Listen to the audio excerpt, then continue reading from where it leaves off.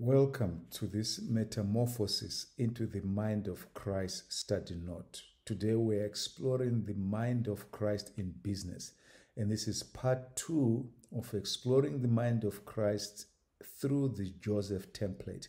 And if you haven't had a chance to view the first part, I highly recommend that you do so now.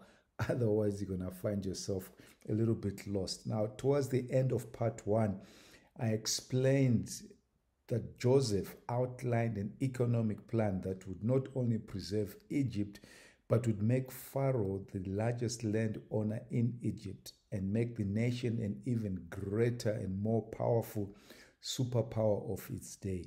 It is vitally important to note here just exactly what we're exploring with the mind of Christ, because too often our human minds block out information that is too grand to process. Egypt was the world's first superpower. So we are talking of stupendous military and economic power. Yet, God was about to bring upon it, by his design, a disaster of such scale that it would break all this natural and earthly superiority.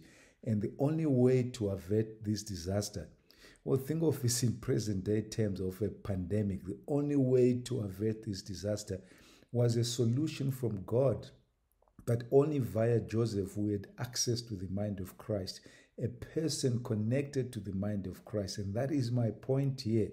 Your architecturally designed divine blueprint has absolutely nothing to do with any skills, talents, abilities, experiences, or earthly achievements that you have notched up. You could be the world's number one, this or that, a superpower or whatever it may be, but it all comes to zero. It comes to nothing if it is not according to God's absolute authority and his original intent and blueprint. God, our Father, is in control through his Son, Christ, in whom is the fullness of God, Father, Son, Holy Spirit, and by the administration of the Holy Spirit, the Spirit of God. And remember that we are the visible host. We carry Christ in us, and Christ, who is seated on the throne of God, is in us, in our inner being. So we carry the throne of God wherever we are. So here is how Joseph averted the impending disaster. And remember who he was. Remember who Joseph was. He was a slave in a foreign superpower that served other gods, that did not serve his living God. But here's how Joseph got empowered. We read in verse 16, so Joseph answered Pharaoh, saying, it is not in me. This is when Pharaoh's magicians could not interpret the dreams, but he heard that Joseph could interpret dreams. And Joseph said to him, it is not in me. God will give Pharaoh an answer of peace. Then in verse 25 we hear, then Joseph said to Pharaoh, the dreams of Pharaoh are one. God has shown Pharaoh what he's about to do. Remember, it's a demonstration of authority and power. This is God coming to show the world's superpower that he is God and he has authority and power. And the superpower's wise man failed to interpret the dream. Verse 26, we read, this is the thing which I have spoken to Pharaoh. God has shown Pharaoh what he's about to do. So the Spirit of God is speaking through Joseph. Verse 32, and the dream was repeated, because Pharaoh had two dreams that repeated, speaking about the same thing. And the dream was repeated to Pharaoh twice, because the thing is established by God, and God will shortly bring it to pass.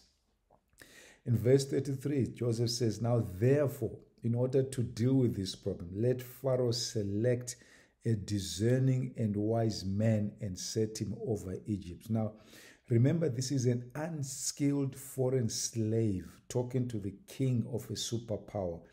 And Egypt, a real superpower in that day, is metaphoric of anything today, of anything political, economic, corporate, structural, any super system, be it global, be it national, be it regional, be it citywide, be it village-wide, be it town-wide, any system that God may, by your divine blueprint, may appoint you to demonstrate the power and authority of God too.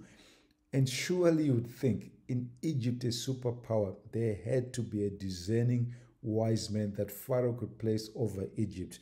When you got to look at the word discerning, says the person has to be understanding, insightful, intelligent, smart, and a wise person is someone who is skillful in technical work, wise in administration, shrewd, crafty, cunning, learned, prudent. Someone that Pharaoh had to put up, bring out, and give him the authority to manage and prepare for this disaster. So Joseph said, let the discerning and wise men you set up over the land of Egypt. Now here, Joseph is even unloading from God the exact solution to avert this disaster. Let the person, the wise men you set up over the land of Egypt, appoint officers over the land to collect 1/5, 20% of the produce of the land of Egypt in the 7 plentiful years. Remember, there will be 7 years of plenty, then 7 years of severe famine.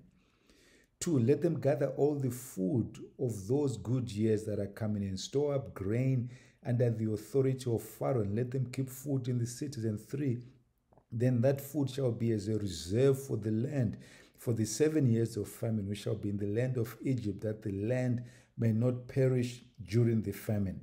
Now, Joseph was outlining the solution, create a special tax system that charging everyone 20% of food. That would require a superior record-keeping system, create storage capacity systems to keep the harvest for 7 years, able to keep the harvest fresh for up to 14 years if you consider whatever the harvest is from the first year right up to the end of the 14th year. Create transportation systems. He's downloading the solution out of the mind of God. So Pharaoh's response brings me back to where I started right at the beginning of part 1 of this series. So the advice was good in the eyes of Pharaoh and in the eyes of all his servants. And Pharaoh said to his servants, can we find such a one as this, a man in whom is the Spirit of God? This is Pharaoh who served his own gods, acknowledging that, can we find someone who has the Spirit of God in them to sort out this problem? Then Pharaoh said to Joseph, inasmuch as God has shown you all this, there is no one as discerning and wise as you. And this is Pharaoh, the king of the world's first superpower, appointed Joseph as his second in charge. He appointed a slave who had access via the Spirit of God, Father, Son, Holy Spirit, to the solution. And through Joseph's administrations, the disaster was averted. The global disaster was averted. And Egypt and Pharaoh became even richer. Pharaoh was probably the richest landlord of the whole world at that time. Let me just read a few excerpts for you from Genesis 47, verse 8. This is what Joseph did to make Pharaoh super rich. Now there was no bread in all the land, for the famine was very severe. So the land of Egypt and the land of Canaan languished because of the famine. And Joseph gathered up all the money that was found in the land of Egypt and in the land of Canaan for the grain which they bought. And Joseph brought the money into Pharaoh's house. Imagine that. Verse 17, so they brought their livestock to Joseph. And Joseph gave them bread in exchange for the horses, the flocks, the cattle of the herds, and for the donkeys. Thus he fed them with bread in exchange for all their livestock. All of that stuff became Pharaoh's out of the wisdom that God imparted through Joseph. Verse 20, then Joseph bought all the land of Egypt for Pharaoh, for every man of the Egyptians sold his field, because the famine was severe upon them. So the land became Pharaoh's. Verse 24, and it shall come to pass in the harvest.